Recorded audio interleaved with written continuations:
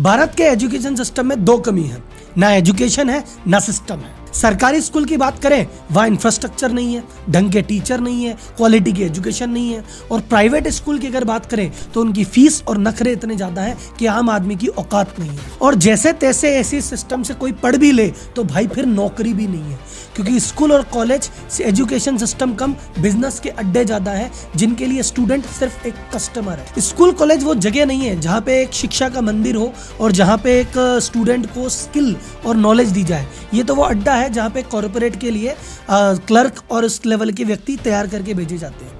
जो कुछ भी आज हमारे युवा के साथ गलत है वो स्कूल कॉलेज के सिस्टम की देन है, और ये चीज मैं इस वीडियो में प्रूव करके रहूंगा। पहले के जो फोन होते थे गोल गोल घुमा के उसमें डायल करना होता था, आजकल का फोन इतना अपडेट हो गया है कि हम वीडियो कॉलिंग तक कर सकते हैं। आपका टीवी बदल गया, आपका फ्रिज बदल गया, आपका एक एक इक्विपमेंट बदल गया, पर आपका एजुकेशन सिस्टम वही 100 साल पुराना सड़ा हुआ सा सिस्टम है जो अब किसी काम का नहीं। पेरेंट्स अपना पेट काट के, अपने सपनों का गला घोट के हर चीज पे कॉम्प्रोमाइज करते हैं, बस एजुकेशन पे नहीं करते। एजुकेशन के लिए कोई गहने गिरवी रख रहा है, कोई जमीन बेच रहा है इस उम्मीद में कि मेरे बेटे की लाइफ सेट हो जाएगी, करियर बन जाएगा।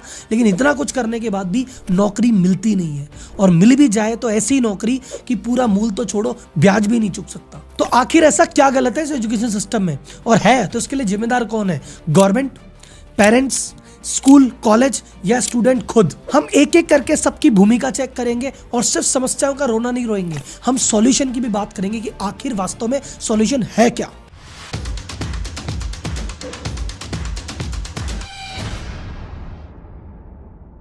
एक गरीब आदमी के पास आज की रेट में गरीबी से बाहर आने का एक ही तरीका है, एजुकेशन।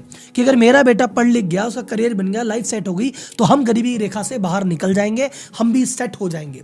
इस उम्मीद में बहुत पैसे खर्च करता है, बहुत मेहनत करता है, बहुत संघर्ष करता है, लेकिन ये एजुकेशन सिस्टम उसका करियर बनाने के बजाय बर्बाद कर देता है और लाइफ सेट नहीं होती। कई बार तो इसी फ्रस्ट्रेशन में वही स्टूडेंट अपनी लाइफ अंत कर लेता है। पर आखिर ऐसा होता क्यों है? जब इतने कॉलेज हैं और इतनी स्कूल और इतनी पढ़ाई है तो बंदे की नौकरी क्यों नहीं लग रही? क्यों एसोचम कह रहा है कि 93% लोग नौकरी के लायक ही नहीं है, अनएम्प्लॉयड है या अंडर एम्प्लॉयड है। कई सर्वे में 80 होता है, कई सर्वे में 90 होता है। इतना बड़ा फर्क आखिर क्यों? इन सब के पीछे कारण है आज का मॉडर्न एजुकेशन सिस्टम। तो आज के एजुकेशन सिस्टम के चक्कर में बंदे में वो क्वालिटी डेवलप हो ही नहीं पाती जो कि आज का बाजार डिमांड कर रहा है। इसी चक्कर में उसकी नौकरी नहीं लग रही। तो ऐसा क्यों नहीं हो रहा, इसके एक बार इतिहास में चलते हैं तो आपको पता पड़ेगा ऐसा क्यों है। तो आज का जो एजुकेशन सिस्टम है वो डिजाइन किया गया है ब्रिटिश इंडिया के टाइम का। लॉर्ड मैकॉले ने इस सिस्टम को डिजाइन किया था। जब सिस्टम को डिजाइन किया था तो उस समय इनको काम करवाना था बहुत सारा, पर क्लर्क की कमी थी, जूनियर लेवल के लोगों की कमी थी, सीनियर लेवल के लोगों की कमी नहीं थी, क्योंकि सीनियर लेवल पे तो राज करना है वो तो ब्रिटिश खुद ही करेंगे। तो टॉप लेवल तो ब्रिटिशर्स के लिए रिजर्व था, नीचे लेवल के लिए आदमी चाहिए था। तो बोले यार इंडिया में तो लोग है नहीं हमारे काम के, तो बोले कोई बात नहीं, एक एजुकेशन पॉलिसी लाओ और इनको हमारे जैसा बनाओ। अब एजुकेशन सिस्टम का मतलब होता है किसी भी स्टूडेंट में एक चरित्र का विकास करना, उसे एक बढ़िया समझदार सभ्य नागरिक बनाना। लेकिन अंग्रेज ऐसा क्या सोचेंगे कि भैया हमें अच्छा आदमी बनाना है? बोले हमें तो ऐसा आदमी बनाना जो हमारे काम का हो। तो बैठ के मैकॉले और उस जो टीम थी और उस समय के जो लोग थे कि भैया कैसे आदमी चाहिए बताओ। बोले सबसे पहले आदमी ऐसा चाहिए पंक्चुअल, टाइम से आए, टाइम से जाए, हर काम टाइम से चले, ऐसा एम्प्लॉय चाहिए। बोले ठीक है, डन। तो स्कूलों में आपके घंटी आई कि भैया सुबह घंटी है, टन टन टन टन टन, घंटी से आना है, घंटी से ही पीरियड लगेंगे, घंटी से ही लंच होगा, घंटी से ही वापस जाना है, ताकि हर बंदा घंटी से काम करने का आदी हो जाए। और ये जो पर्पस था, ये जो फैक्ट्री आई, फैक्ट्रियों में भी यही सिस्टम था। तो यही व्यक्ति जाके फैक्ट्री में जब मजदूर बनेंगे तो ये घंटी से इनका परिचय पुराना रहेगा। ये कारण था। दूसरा, बोले बताओ कैसा आज बच्चा चाहिए? बोले ऐसा बच्चा चाहिए जो ऑर्डर फॉलो करे, जो उसे कह दिया जाए बस आंख बंद करके फॉलो करे, अपना दिमाग नहीं लगाए। जैसे फैक्ट्री में अगर आके काम करेगा तो वहां पे एक पॉलिसी है सरकार की बनाई हुई, उसको फॉलो करे। अगर कोई सरकारी ऑफिस में काम करे तो वहां भी एक पॉलिसी का ध्यान रखे। तो भैया इसको रट्टेदार व्यक्ति बना दो।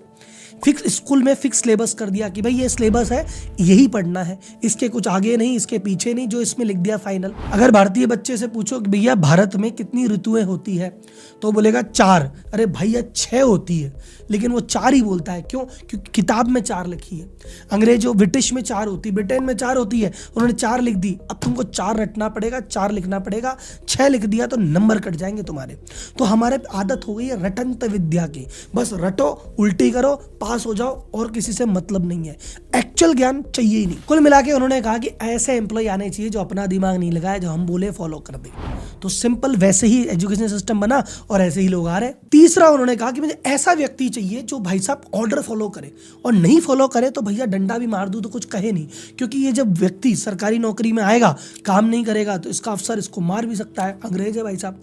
फैक्ट्री में काम करेगा तो सुपरवाइजर मारेगा। इसकी आदत कैसे डलाए? स्कूल में टीचर डाल दिया, बोले तेरा काम क्या है, जो सिलेबस का रट्टा है वो रट्टा लगवा, जो रट्टा नहीं लगाए ना मारो।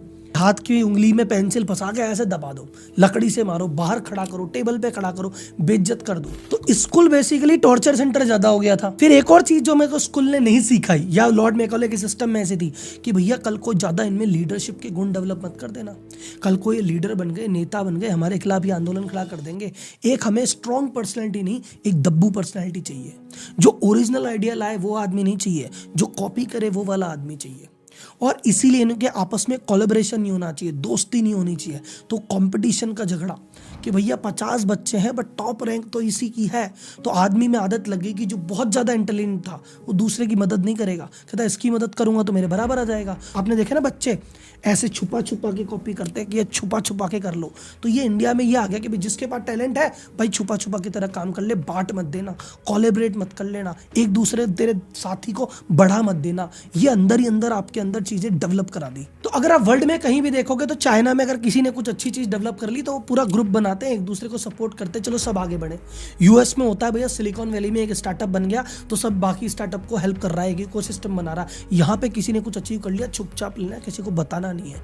तो बॉन्डिंग कभी हुई नहीं, ट्रस्ट कभी बना ही नहीं, लीडरशिप कभी आई नहीं, ओरिजिनल आइडिया आए नहीं, सिर्फ कॉपी करना, रटना, गधे जैसे घिसना, ये हमको आ गया। तो अगर आपको लगता है कि राहुल जी इस तरह से तो बात को हमने कभी सोचा ही नहीं कि स्कूल हमारे साथ ये कर रहा है, कॉलेज हमारे साथ ये कर रहा है, हमारी जो पर्सनैलिटी इस तरह से शेप हो रही है, जिस तरह से हम बन रहे हैं, ये स्कूल कॉलेज के इस घटिया सिस्टम की वजह से बन रहे हैं। अगर आपको ये लग रहा है तो मुझे लाइक करके वीडियो के माध्यम से बताना और एक कमेंट जरूर करना, क्योंकि ये मेरे ही मन की उपज है, मैं ही हवा में चीजें फेंक रहा हूँ, या वास्तव में ऐसा हुआ है, मुझे कमेंट बॉक्स में आपका साथ चाहिए। तो आपको इस सवाल का जवाब मिल गया होगा कि इनकी नौकरियां क्यों नहीं लगती। अरे सर, मैं भी बिजनेसमैन हूं, मैं भी बिजनेस कोचिंग करता हूं, मेरे ऑफिस में भी इतने जनों का स्टाफ है। मैं क्या बोलूंगा, मुझे ऐसा व्यक्ति चाहिए जो अपना दिमाग लगाए, जो मेरे 4 आदमियों को मैनेज कर सके, जिसमें लीडरशिप स्किल हो, जिसमें मैनेजमेंट स्किल हो। बट अगर एजुकेशन सिस्टम से ऐसा बंदा आया जो 4 आदमियों से काम करा ही नहीं सकता, वो तो बस खुद का काम कर लेता है, वही बहुत है, और वो कहता है मुझे जितना बताओगे उतना करूंगा। आप सभी बिजनेसमैन जितने भी वीडियो को सुन रहे हैं, आपको अपने एम्प्लॉय से सबसे बड़ी दिक्कत क्या है कि सर जी मुंह से बताते हैं जब तो कर लेता है, बिना बोले अपने मन से कुछ करता ही नहीं है। सामने तो काम कर लेता है, पीठ पीछे तो करता ही नहीं है। ये अकेला तो काम कर सकता है, इसमें करवाने की कैपेबिलिटी नहीं है। तो यही सारी चीजें तो एक बिजनेसमैन ढूंढ रहा है। जब इसमें व्यक्ति को मिलती नहीं है तो क्या करेगा? या तो हायरिंग ही नहीं करेगा, या हायरिंग करेगा तो जूनियर पौधे पे करेगा, कम सैलरी देगा, ज्यादा तुमको देगा नहीं, कभी तुम्हारी ग्रोथ नहीं होगी। तो तुम्हारा जो ऐसा चरित्र बना जिसकी वजह से ना नौकरी लग रही ना ग्रोथ हो रही, क्यों? क्योंकि स्कूल कॉलेज ने तुम्हें ऐसा बनाया। और इसी कारण से एज अ बिजनेस कोच मैं आपको यहां से कह रहा हूं, भारत में 90% लोग सेल्फ एम्प्लॉयड हैं, खुद का काम खुद करके राजी हैं। देखो, अमेरिका में बड़े बड़े बिजनेस निकले, चाइना में बड़े बड़े बिजनेस निकले, इंडिया में बड़े बड़े बिजनेस नहीं निकलते। हर गली मोहल्ले में है चीजें हैं, पर बड़ी नहीं बनती। क्यों नहीं बनती? क्योंकि बड़ा बनाने के लिए आपको एक बड़ी टीम बनानी पड़ेगी, चीजों को फैलाना पड़ेगा।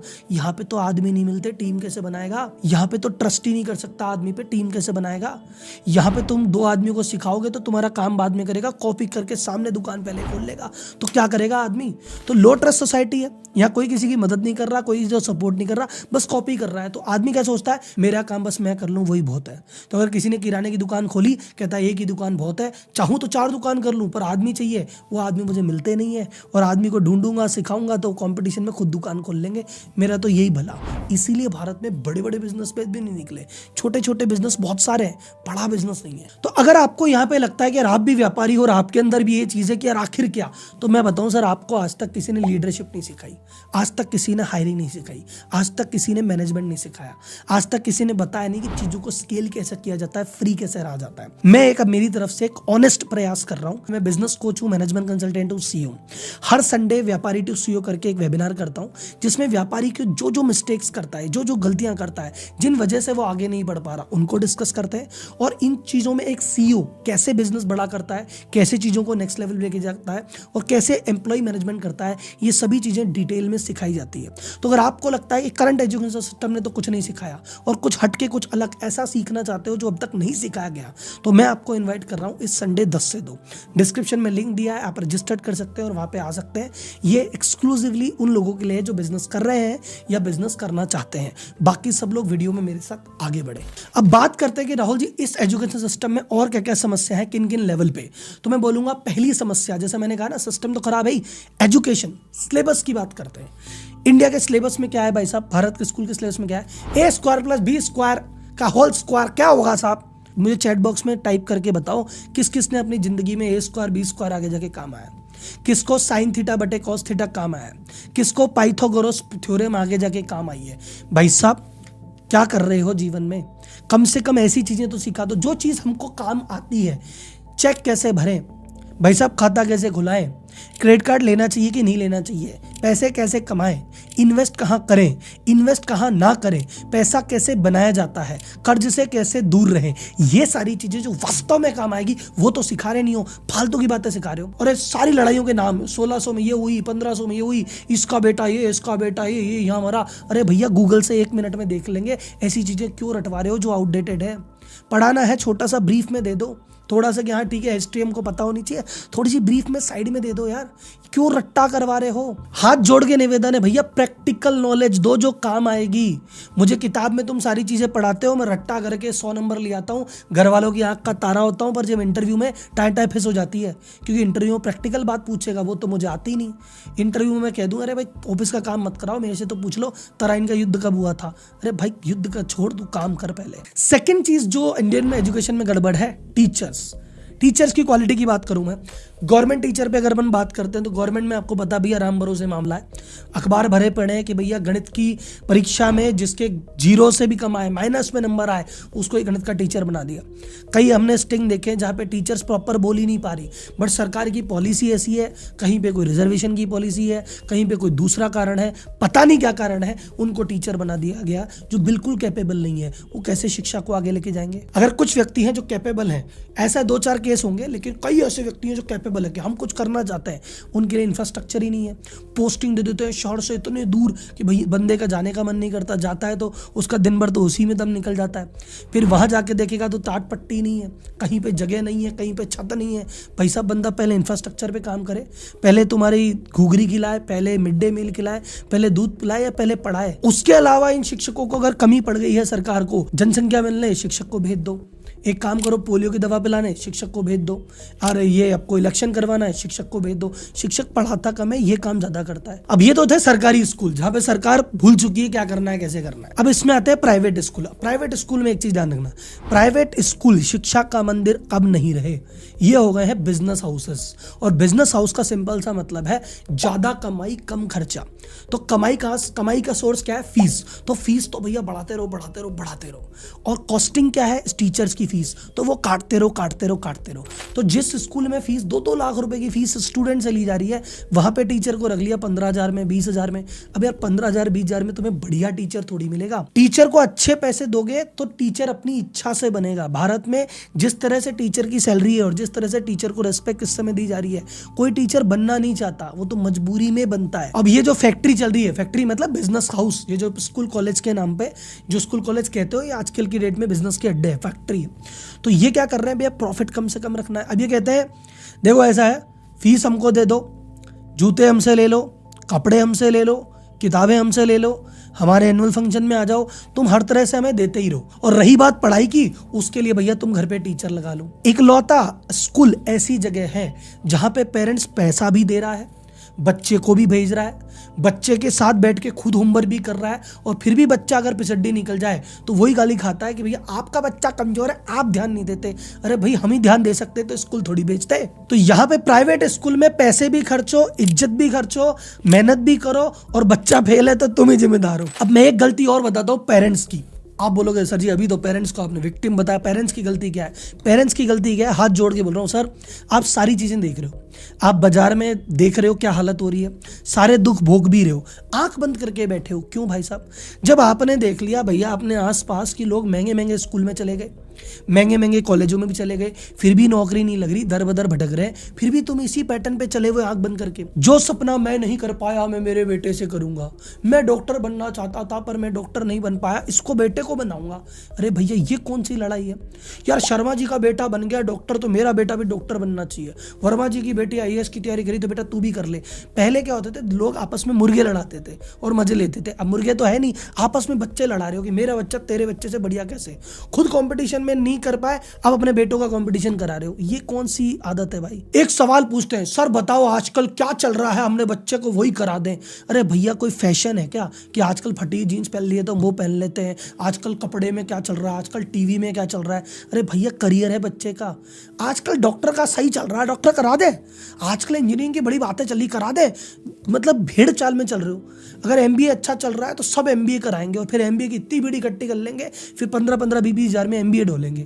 भाई साहब कोई ऐसा करियर ढूंढो जिसमें आपके बच्चे का इंटरेस्ट हो, कंपटीशन कम हो और वो अलग से अपनी दुनिया बनाए। पर नहीं, अगर बच्चा कुछ अलग से लेके आ जाए कि पापा मैं फोटोग्राफी करूंगा, मैं ग्राफिक डिजाइनर बनूंगा, मेरी ये इच्छा है, मेरे सपने हैं, अरे बोले साइड हट, तो डॉक्टर बनेगा, तो इंजीनियर बनेगा। ले दे के जो 4 प्रोफेशन जिसके पीछे तुम कूद गए थे ना कि सबको डॉक्टर बनाएंगे, सबको इंजीनियर, सबको एमबीए, सबको सीए, सबको सरकारी नौकरी, ये सारे प्रोफेशन की लंका लग गई है क्योंकि इतना कंपटीशन है। डॉक्टर के लिए व्यक्ति करोड़ों रुपए खर्च कर रहा है पर उसकी जो नौकरी लग रही है 50-60 हजार रुपए की, उस जितना पैसा डॉक्टर बनने में खर्च किया, जितना समय खर्च किया, उतने पैसे के तो ब्याज भी नहीं मिल रहा सैलरियों में तुमको। तो भाई साहब इस चक्र में मत पड़ो कि मेरा भाई का लड़का ये बना, ताऊ का लड़का ये बना, पड़ोसी का लड़का बना तो मैं भी इसको ही बनाऊंगा। उस बच्चे को अपने हाल पे छोड़ दो, उसको कहो कि बेटा तेरी जो इच्छा है, तेरा जो मन है, जो तुझे पसंद आता है उस डायरेक्शन में आगे बढ़ जा, उस जगह पैसे खर्च करेंगे। बच्चा कहते हैं एंटरप्रेन्योरशिप करूंगा, 10 लाख रुपए दो, नहीं देंगे। पढ़ने जाएगा 20 लाख लगा दोगे,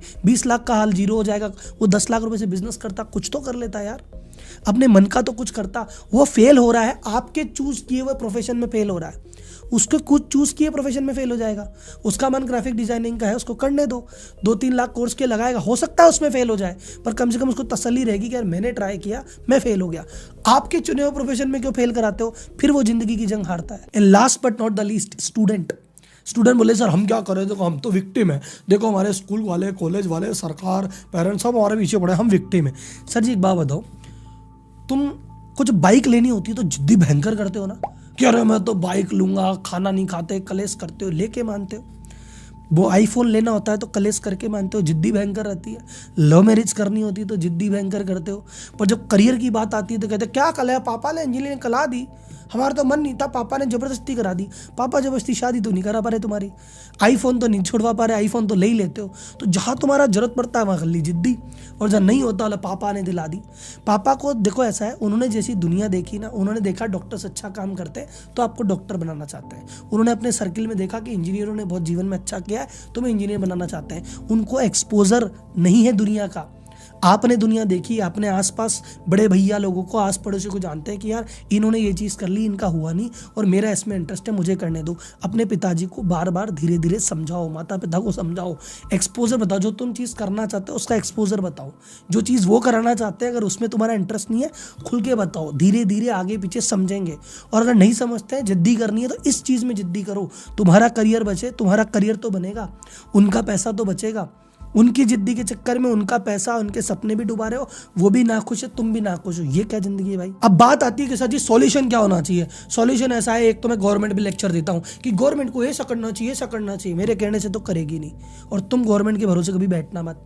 फिर तुम बात करो स्कूल कैसा करना चाहिए, कॉलेज कैसा करना चाहिए, वो भी नहीं करेंगे। उनको जहाँ से कमाई आएगी, जहाँ से पैसा मिलेगा, वो सारे काम करेंगे। तो ना स्कूल सुधरे, ना कॉलेज सुधरे, ना सुधरे गवर्नमेंट। सुधरना है तो पेरेंट्स को, सुधरना है तो स्टूडेंट्स को। हालातों का रोना रो मत, सिस्टम ऐसा है, सिस्टम समय के साथ बदलेगा, ये तो ऐसा ही रहेगा। बदलने में 2 साल, 5 साल, 10 साल, 20 साल लग जाएंगे, तब तक तुम्हारी जिंदगी खत्म हो जाएगी। तुम क्या करो, इस सिस्टम को करो बाईपास। जितने भी सक्सेसफुल व्यक्ति हैं जिनका भी तुम नाम लेते हो ना कि यार काश ऐसा बनूं, काश ऐसा बनूं, इन्होंने एजुकेशन सिस्टम पे ध्यान नहीं दिया। अपनी ज़िंदगी खुद बनाई है। किताबी एजुकेशन को रखा है साइड में, प्रैक्टिकल पे दिया ध्यान। मैं ये नहीं कह रहा स्कूल छोड़ दो, कॉलेज छोड़ दो, पर स्कूल कॉलेज को उतना वेटेज मत दो दिमाग में जितना दे रखा है। स्कूल में 12वीं में बहुत बड़े नंबर ला के कुछ नहीं उखाड़ रहे, और कॉलेज में बहुत बड़ी डिग्री लेके कुछ नहीं कर रहे। तुम MBA की डिग्री ले आओ 98% की, तुम्हें आता नहीं ना, कोई 2 पैसे की नौकरी नहीं देगा। और बिना MBA तुम्हारे पास मैनेजमेंट स्किल है, तुम काम करा लेते हो, तुम्हारे पास आइडिया का सॉल्यूशन है, बिना डिग्री के मैं और मेरे जैसे बिजनेसमैन भर भर के तुम्हें देंगे। और मैं कहता हूँ तुम्हें किसी के पास जॉब करने की जरूरत क्या है, तुम खुद का बिजनेस कर लो, खुद का सेटअप कर लो, खुद के स्किल पे ध्यान दो। तो कुल मिला के आपसे डिसाइड कर लो कि मैं वो चीज़ नहीं पढ़ रहा, या उस चीज़ में मेरा जान नहीं झोंक रहा जो मुझे नहीं समझ में आ रही, जिसमें मेरा मन नहीं है। जिसमें तुम्हारा मन हो, जिसमें तुम बेस्ट हो, उस चीज़ में ध्यान दो। अपना पूरा जीवन, अपना करियर, चाहे तुम डांस में बेस्ट हो, सिंगिंग में बेस्ट हो, तुमको यूट्यूब आता है, तुमको कंटेंट राइटिंग आती है, तुमको ग्राफिक डिजाइनिंग आती है, जिस चीज़ तुम बेस्ट हो तुम तुम्हारा जान लगाओ। पेरेंट्स को समझाओ और पेरेंट्स को ये वीडियो दिखाओ। और आपसे रिक्वेस्ट है सर, आपका बच्चा, मार्केट में 4 प्रोफेशन नहीं है जिसके पीछे आप पागल हो रखे हो कि यार डॉक्टर, इंजीनियर, CA, MBA और ये सरकारी नौकरी होगी तो बच्चा सेट है। इसके अलावा भी 4000 प्रोफेशन है जहाँ पे आपका बच्चा सेट हो सकता है।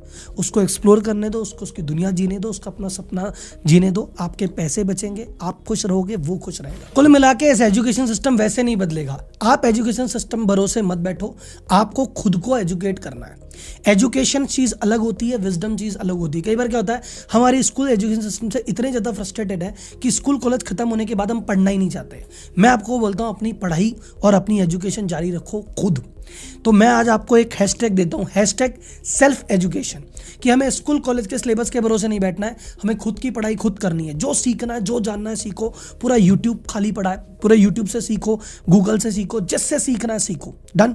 बस ये जो वीडियो है मैं चाहता हूँ ज़्यादा से ज़्यादा लोगों तक पहुँचे। तो इस वीडियो को आप अपने सोशल मीडिया हैंडल पे लगाइए, अपनी स्टोरीज पे लगाइए। इस पर कोई कॉपीराइट कुछ नहीं आएगा, हर जगह डालिए, मुझे टैग कीजिए और टैग कीजिए हैशटैग सेल्फ एजुकेशन। अगली वीडियो में फिर मिलते हैं, तब तक के लिए धन्यवाद। जय हिंद।